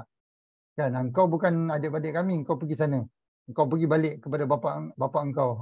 Kan kita tak mau benda ni berlaku kan. Jadi sepatutnya tanggungjawab bapa angkat tadi, dia membuat wasiat yang proper, yang betul-betul ya. Yang di tempat, dan satu lagi di tempat yang betul lah. Di tempat syarikat yang betul. Okey Razif, boleh berhubungi pihak Amanah Raya Berhad untuk yang lanjut. Ada telefon disertakan. Di soalan terakhir, panjang ceritanya Camat. Nur Amirah Abdullah. Wow, tak apa, kita cuba fahamkan. Jangan sebut nama saya. Jangan sebut pula. Okey, si A katanya anak sulung perempuan dan mempunyai 2 adik perempuan dan 2 adik lelaki. Kedua-dua adik lelaki telah meninggal dunia. Okey, sebelum si A. Si A ni tidak mempunyai anak kandung, tetapi ada seorang anak angkat perempuan. Ditakdirkan si A meninggal dunia dan mempunyai sebidang tanah atas nama bersama dengan salah seorang adik perempuannya. Okey. Anak angkat si A ni meminta untuk menjadi pentadbir tanah sekarang dan tidak disetujui oleh adik mak angkatnya, tetapi tidak menghalang untuk si anak angkat si A untuk tinggal di tanah tersebut. Stay lah. Okey. Tiada wasiat atau hibah yang bertulis. Soalnya adakah anak angkat berhak untuk menjadi pentadbir ke atas tanah itu? Betulkah anak lelaki kepada anak lelaki si A tidak lagi menjadi pewaris kerana mereka telah meninggal dunia sebelum si A meninggal? Silakan Jamal. Panjang soalan ni, saya cuba je. Itulah dia. Dia nak jadi pentadbir sebenarnya, pentadbir saja di atas tanah tersebut. Si A anak sulung perempuan, dia punya 2 adik-beradik, 2 anak lagi. Kedua ni telah meninggal dunia sebelum si A. Si A tidak punya anak, tapi ada seorang anak angkat perempuan. Dia si A. Dia untuk jadi pentadbir, siapa-siapa boleh menjadi pentadbir. Siapa boleh. Macam contoh, seorang orang tua menghuni rumah orang tua. Penghuni rumah orang tua. Dia tak ada, dia sebatang kara. Jadi dia meninggal. Tapi dia ada harta sebelum tu, dia ada harta lepas tu dia punya gaji, upah dia bekerja dalam tu, dia ada harta sikit lah, dia account bank kan. Jadi bagaimana nak uruskan harta pusaka dia? Siapa pentadbir? Pentadbir dia menarik, dan siapa yang ni ialah pengurus rumah berkenaan. Jadi pentadbir dia tidak semestinya waris. Mungkin macam kita, contohnya pasangan muda ada anak-anak, pasangan muda ada anak, mak bapak dah meninggal, ada anak kecil. Accident, ibu bapa meninggal, pasangan muda tu meninggalkan anak umur 2 tahun, 3 tahun. Jadi siapa nak menguruskannya? Mungkin pak cik dia uruskan. Tapi sebabkan anak tadi ada anak lelaki, pak cik tak dapat. Dihalang, didinding oleh anak lelaki tadi kan. Jadi pentadbir siapa-siapa saja boleh menjadi pentadbir asalkan dia berwibawa dan orang yang dipercayai lah. Okey. Anak angkat si A meminta untuk menjadi pentadbir sekarang tidak oleh adik-beradik tidak menghalang untuk tinggal. Jadi adakah anak angkat berhak untuk betulkah, soalan yang last sekali, betulkah anak lelaki kepada anak adik lelaki si A tidak lagi menjadi pewaris? Kerana mereka telah meninggal dunia sebelum si A. Okey, dia macam ni. Siapa yang mati dulu, dia tidak berhak. Siapa kalau katalah anak meninggal sebelum bapa, jadi anak tak dapat. Jadi waris yang berhak mendapat waris ialah waris yang wujud, yang hidup semasa nafas terakhir si mati berkenaan. Contoh, bapa meninggal tahun lepas, anak baru meninggal sekarang. Jadi bapa tak dapat lah. Dia siapa yang meninggal sebelum, siapa yang waris-waris mana yang meninggal sebelum si mati berkenaan, dia tidak layak. Sebab soalan ni panjang, saya pun nak tanya. Kita kena ringkas. Tak apa, Adakah tak apa. anak angkat, okey. Betulkah anak lelaki kepada anak lelaki kepada tidak? Betul lah. Betulkah anak lelaki kepada adik lelaki si A tidak layak menjadi baik kerana mereka telah meninggal dunia sebelum si A. Jadi dia akan memutus, contoh contoh. Apa tu, bapa saya, contohlah bapa saya, kami ada 8 beradik. Okey. Katalah salah seorang adik-beradik saya meninggal dan dia adik isteri dan anak-anak. Jadi kalau bapa saya hidup lagi ni. Lepas tu bapa saya saya ada 8 tadi, 8 beradik, sepatutnya kalau bapa ni kan bagi 8 lah kan. Betul. Ya. Sekarang ni bapa saya meninggal. Sedangkan adik-beradik saya tinggal 7. Jadi 7. harta mereka dibagi 7, bukan bagi 8. Bagi 7. Jadi kecuali bapa saya meninggal, kemudian abang saya meninggal kemudian itu baru dia dapat. Dia maksudnya anak saudara saya mewarisi harta bapa saya melalui bapa dia, melalui abang saya. Dia mudah dia macam ni. Waris-waris yang layak yang hidup pada masa nafas terakhir waris berkenaan, si mati berkenaan. Mati berkenaan. Kalau dia mati meninggal sebelum tu dia tidak layak. Masuk waris-waris dia. Baiklah. Okey, itu je Nur Amirah. Lebih lanjut Nur Amirah, sila hubungi Amanah Raya Berhad, Encik Mutudi dan ke Syafiq rakannya untuk anda bertanya yang lebih tepat lagi. Masa mencuri kita ni kan, kita dah sampai penghujung dan kata-kata terakhir daripada Encik Mutudi untuk berkaitan dengan tajuk kita pada pagi ini cukup menarik untuk ramai yang bertanya. Dan kita mintakan Syafiq tolong keluarkan slide untuk menghubungi Encik Mutudi dan ke Encik Syafiq, iaitu key point yang didapat mengamalkan hukum Islam dengan terbaik. Kenapa perlu wasiat sedangkan ada conclusionnya? Silakan Ahmad. Alhamdulillah kita dah sampai penghujung di hari baik dan bulan baik ini. Jadi semoga apa yang kita bincangkan ni ada memberi manfaat kepada semua yang terlibat. Okey. Jadi apa yang kita bincangkan tadi berkenaan dengan wasiat, tapi dalam masa yang sama wasiat sangat penting, tapi dalam masa yang sama jangan ada terdetik dalam hati kita nak menafikan faraid kan, sebab faraid adalah satu hukum Allah yang detail dalam Quran berbanding dengan hukum-hukum yang lain kan. Jadi apa yang lebih penting ialah kebaikan, kebajikan orang yang bakal kita tinggalkan nanti. Mereka dapat meneruskan kesemangat hidup mereka dalam keadaan yang terbaik seperti mana yang kita harap dan kita bayang dan kita impikan. Dan akhir kata, terima kasih sekali lagi kepada pihak SNB, kepada Encik Zaki, kepada Puan Fazil dan seterusnya pegawai lain, dan juga tak lupa kepada peserta yang saya nampak hampir 200 orang tadi yang satu numbers yang sangat besar kan. Jadi yang terbaik itu daripada Allah, segala kekurangan daripada kami. Terima kasih. Assalamualaikum. Terima kasih daun keladi sebenarnya. Okey, terima kasih kembali kepada Encik Zaki. Okey, terima kasih Encik Mak Syarif yang Syafiq ini merupakan ketua dari Jabatan Pemasaran Kumpulan Amanah Raya Berhad. Terima kasih kepada saudara Syafiq, tim daripada ARB yang sudi bersama kami, sudi menerima jemputan kami untuk dalam program sembang-sembang SMB, dan kepada anda pemegang-pemegang unit SMB, teruskan terus bersama kami dalam webinar SMB melalui laman YouTube, Instagram kami untuk program-program sembang-sembang SMB seterusnya sepanjang bulan insyaAllah. Dan setiap Jumaat kita akan bertemu dengan pelbagai syarikat yang akan berkongsi berkaitan dengan tajuk yang berlainan. Dan insyaAllah kita akan berjumpa lagi bagi pihak SMB. Mohon maaf di atas kurang berlaku sepanjang program dijalankan.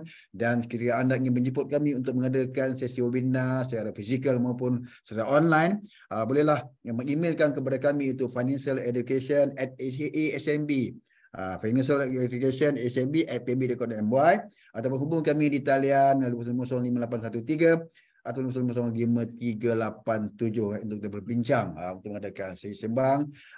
Dan terima kasih sekali lagi pada pihak seluruh warga Amanah Raya Berhad, terutama Encik Mak Mutadi dan juga tim Encik Syafiq. Dan kita ucapkan selamat Hari Raya. Semoga anda sentiasa ceria bersama dengan family. Dan kepada yang telah bermula dengan puasa 6, anda teruskan usaha anda. Dan saya sudahi dengan wabillahi taufiq wal hidayah. Wassalamualaikum warahmatullahi wabarakatuh. Dan kita jumpa di lain masa. Sekian. Terima kasih. Terima kasih. Assalamualaikum.